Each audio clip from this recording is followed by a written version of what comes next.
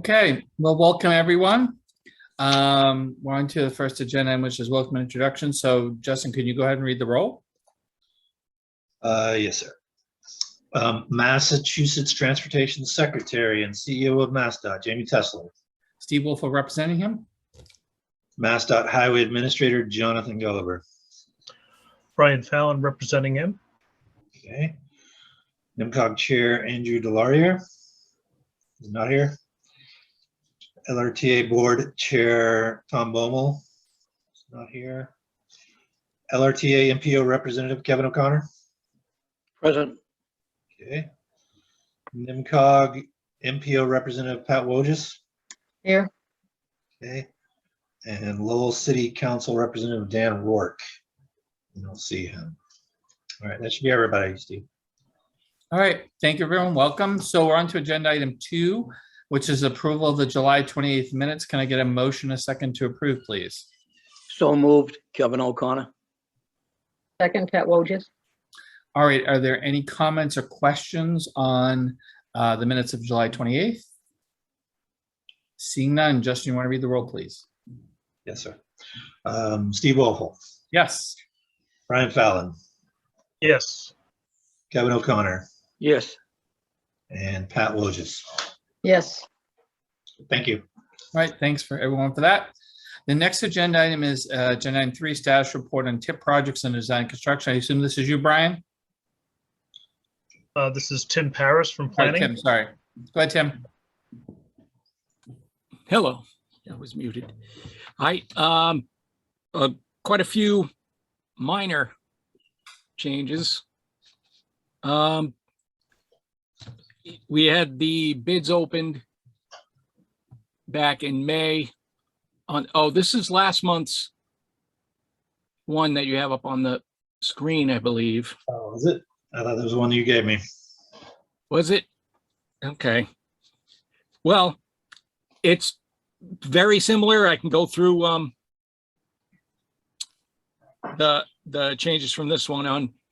They're all in the same order. So that 608, 603 Dunstable improvements on Main Street. That went to final design instead of 100%. And the estimates changed a small amount. They went up around $300,000. The one below that, 608, 297, Tewksbury resurfacing, sidewalk reconstruction. That also had a minor change in the estimate of only $20,000 increase. The next one down, 605, 178, went to 100% design. That's Bill Ricca, rehab of Boston Road. Almost exactly the same, just a minor decrease in the cost on that one. 608, 350 Drake improvements on Nashua Road. That went to final design. Minor decrease in the cost there, about $200,000. Skipping down to 608, 830. A minor increase of about $20,000 on the costs on that one. 608, 861 Westford Bridge replacement. That one, I was a little perplexed here, but the total federal participating construction costs and the total construction cost went down about $1 million to 1.6 and 1.4. So I'm not sure why, if revised estimate came in or what's happening there. 609, 510 and 608, 774 just had, which are Drake and Lowell Tewksbury, different project managers. They're now David Shedd and Brian Wilcox. On 608, 826 Tewksbury Andover Interstate resurfacing, the add date changed to 2050. Yeah, that one there.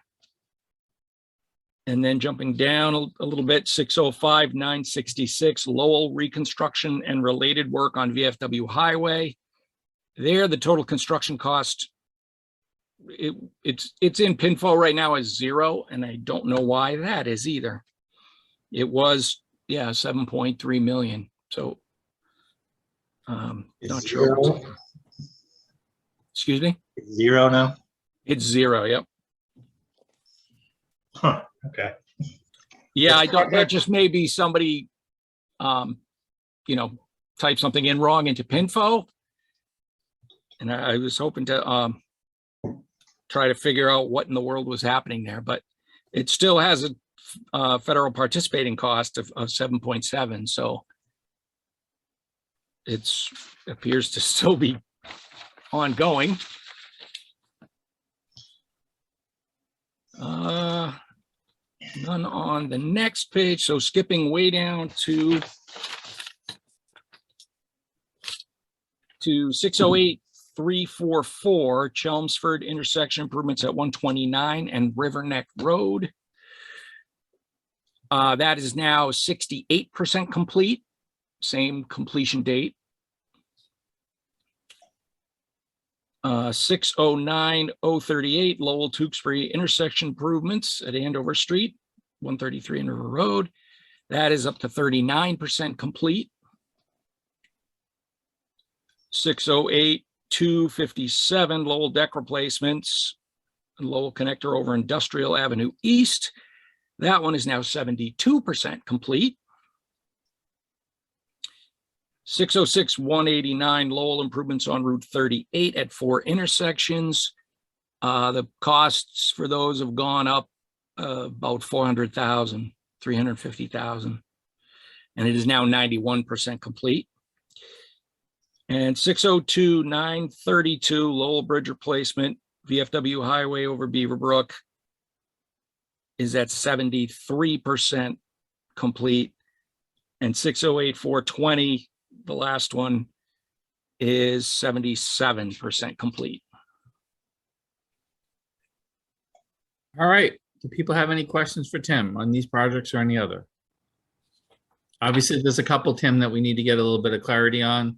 Yeah, So if you Yeah. could, before the next meeting, get back to Justin on what's going on with those couple. sure. Oh, yeah. I have a couple questions. Sure, go ahead, Justin.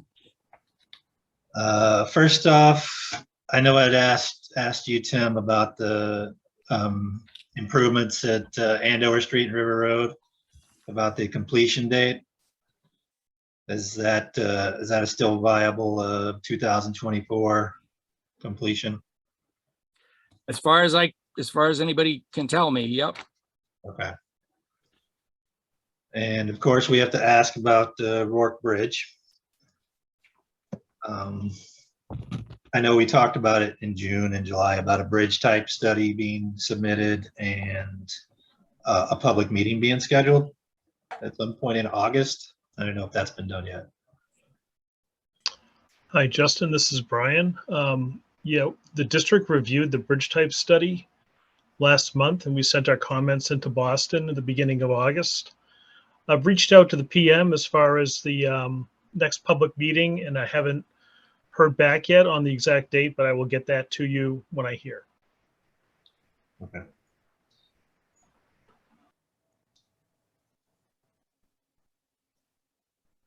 All right, Justin, you all set? Or you have any more? I'm good. Thank you. All right. Thank you, Tim. Yeah. All right, we'll move on to agenda item 4, which is an open forum for the public to speak. Are there any members of the public who would like to address the MPO today? I don't see anyone. So I'll move to agenda item 5.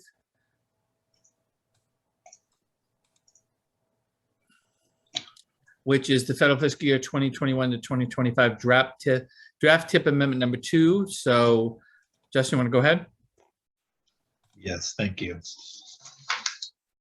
So on your screen is a summary of draft federal fiscal year 2021 to 2025 tip amendment number 2, which was released for public comment by the MPO at our last meeting on July 28th. So what this amendment involves is programming a cost increase for the Route 113 improvement project in Dunstable.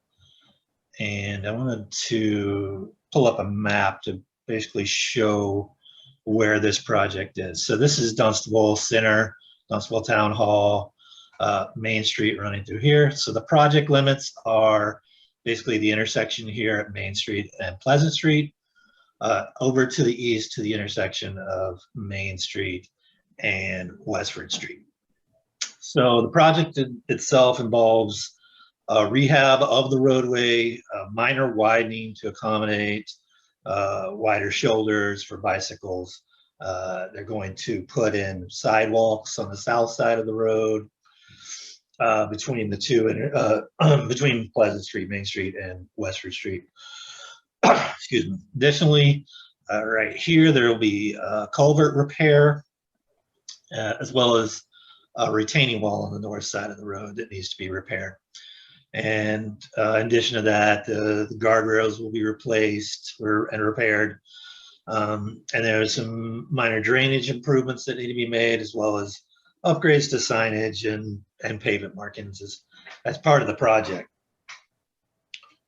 So just to recap, Tim Paris had just mentioned that the project had gone to final design.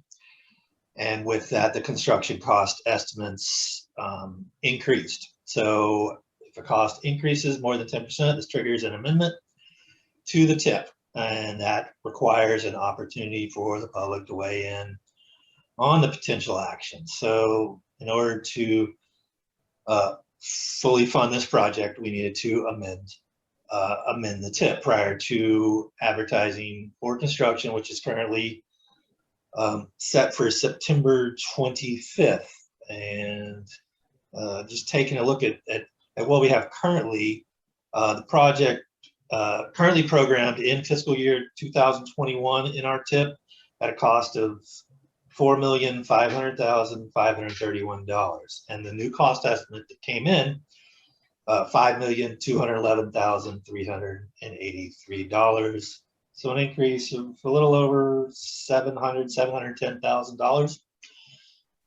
So with that, we just need to cover the increase, fully fund the project, and thus the need for this amendment to the TIP. So we put it out for public comment at our last meeting.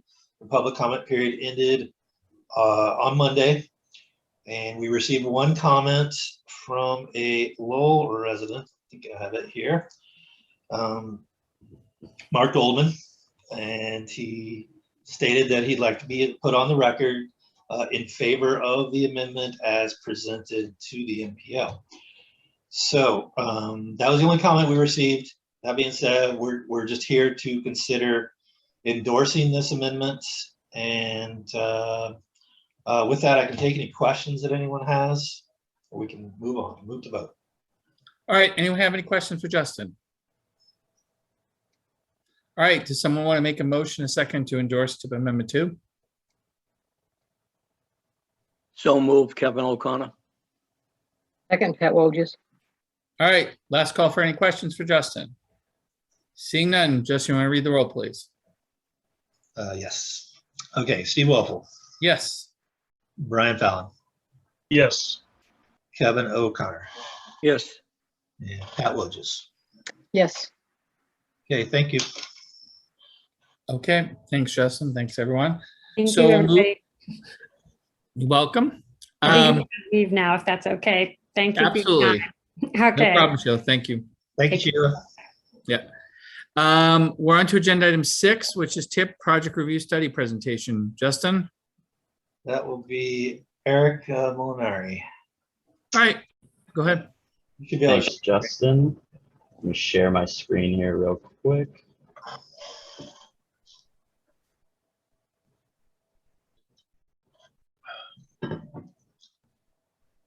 All right, so this spring we started a TIP project review study where we take a look at a couple of our TIP projects and do a quick comparison before and after. And in this version of the study, we took a look at Minot's Corner in Westford and Easton Livingston in Tewksbury. Again, so the purpose of the report is to compile and review data of projects that we included in our TIP program, taking a look at the safety conditions before and after to measure the effectiveness of the projects, and basically just to kind of get a better idea of what strategies worked, what doesn't, and just kind of get a better understanding of where to how to better allocate funds in the future, those federal funds going to TIP projects. So the framework for the study, we took a look at 3 different safety measures, measures of effectiveness. The first being total number of crashes, pretty self-explanatory. Second one being the equivalent property damage only score, which is, for those of you who don't know, basically just a calculation of dangerousness of an intersection, and that's calculated.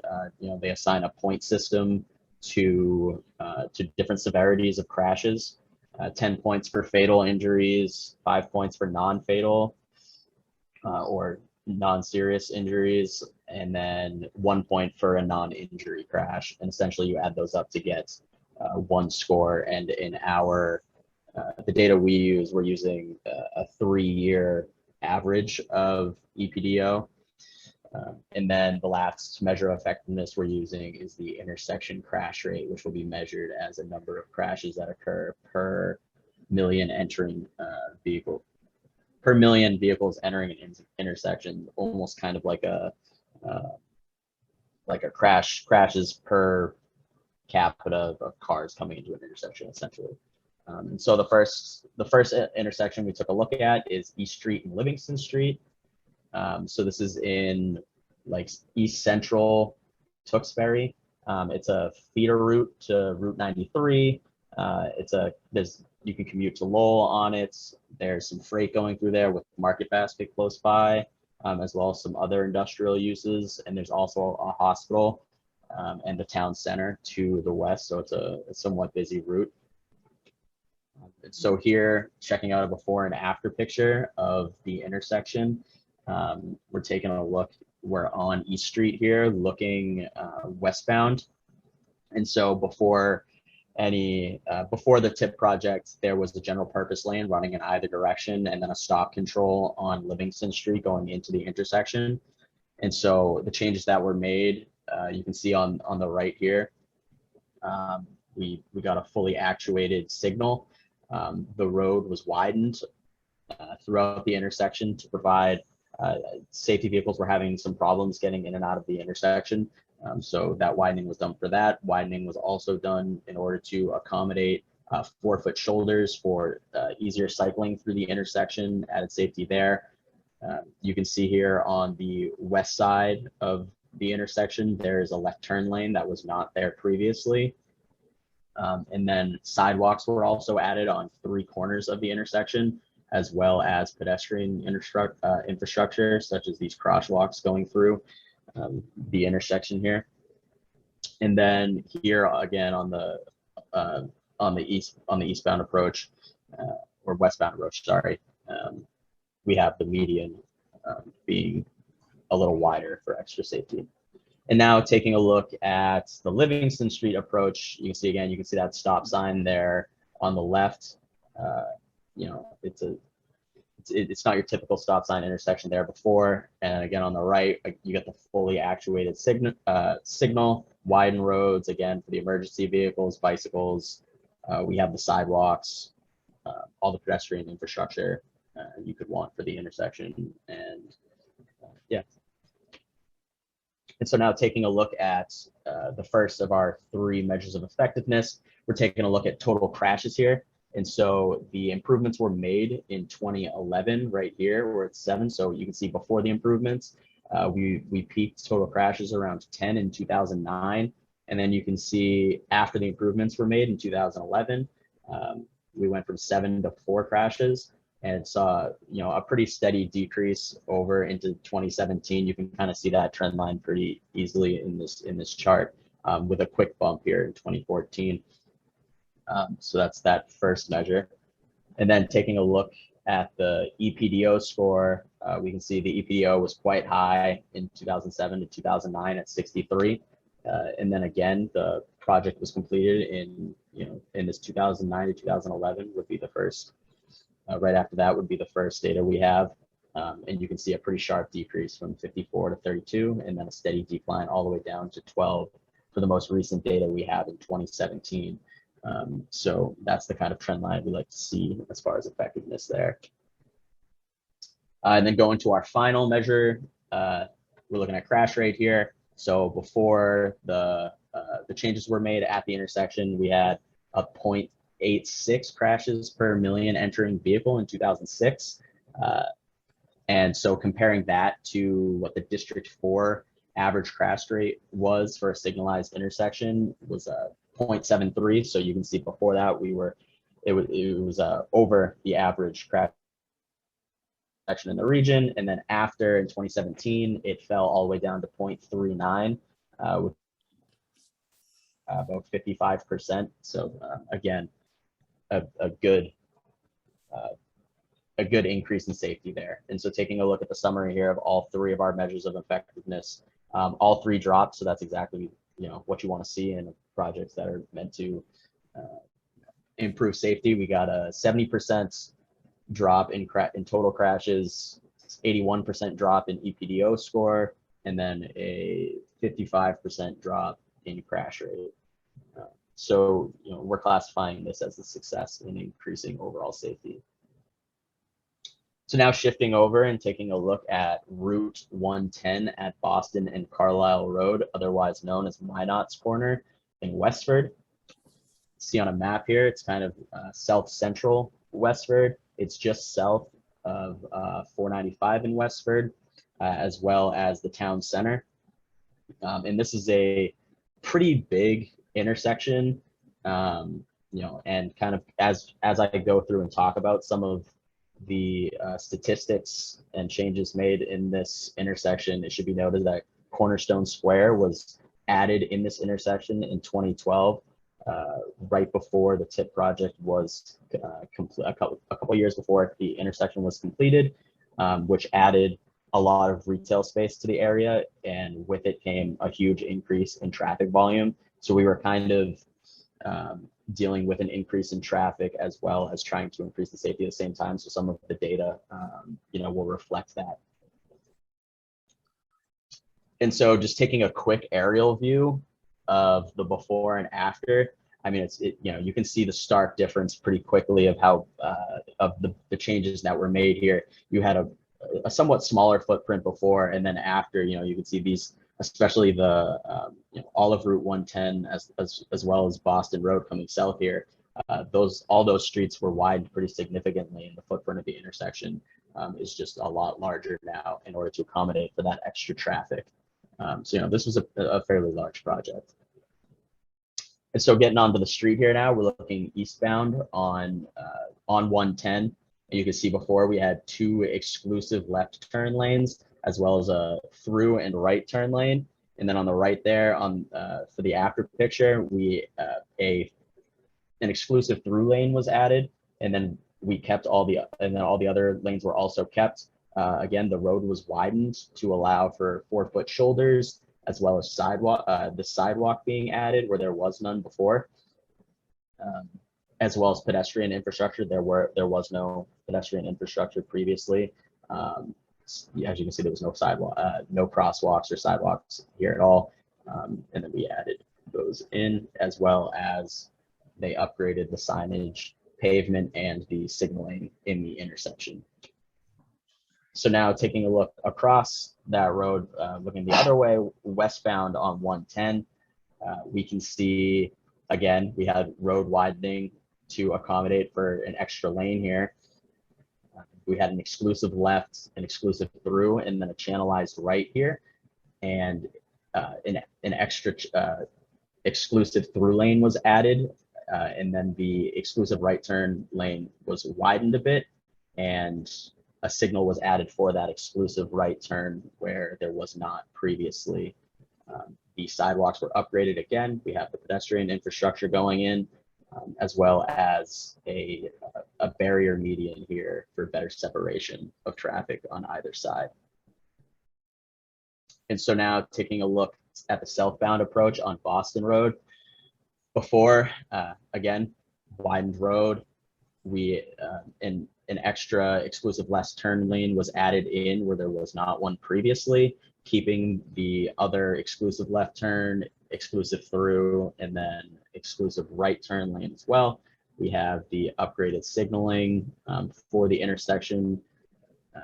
I believe that was, and then we have Cornerstone Square over here on the right, just kind of a quick note.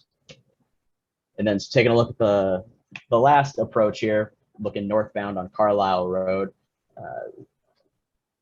the intersection previously had an exclusive left and then a through right turn lane.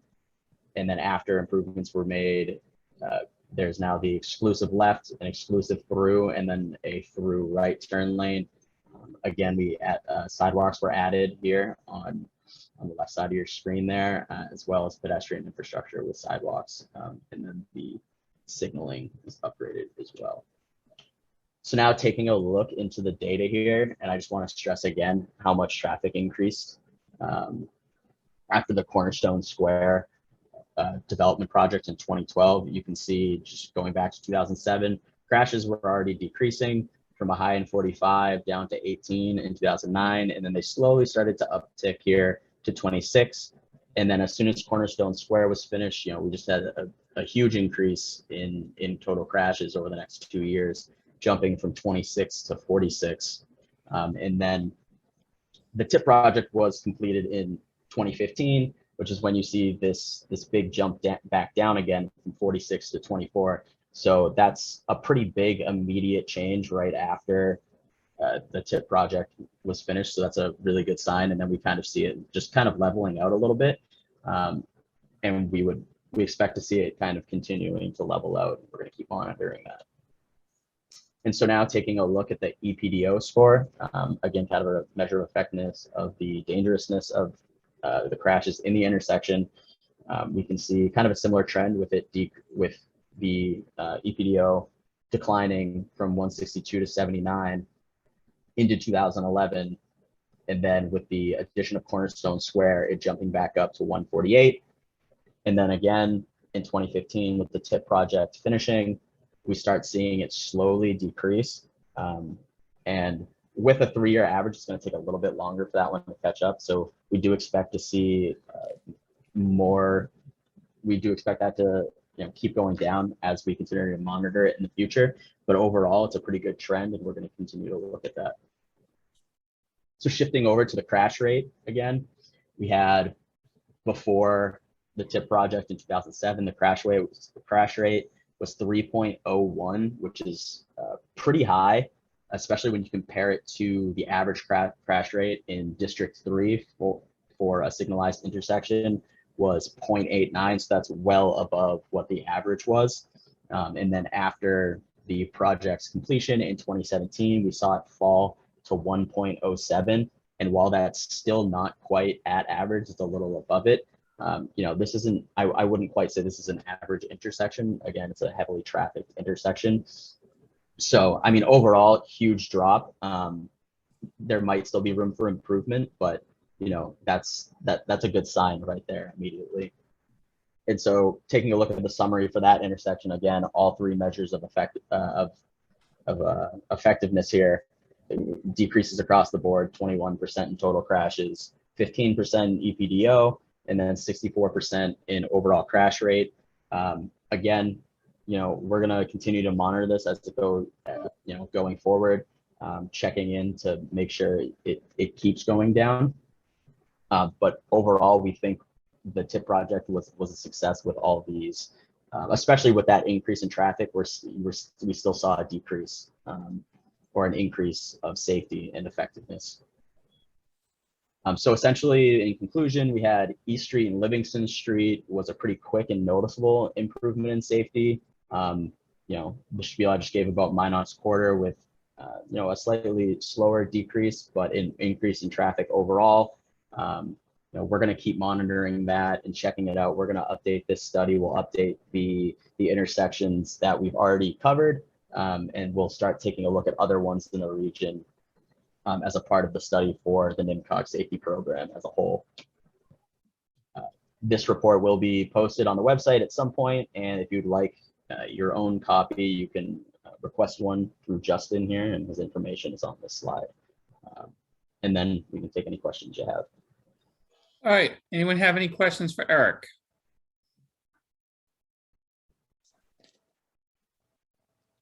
I don't see any, Justin, do you? No? All right, Well, thank you. all right, thank you, Eric. Good job. Thanks. Thank you, Eric. All right, so the next item on the agenda, I believe, Justin, is other business. Is that correct? That is correct. Does anyone have any other business for the MPO today? When's the next meeting, Justin? We probably should address that. You're gonna make me look. Oh, well, what September 22nd. Okay, so we're anticipating a meeting for then. So can I just get a motion second to adjourn, please?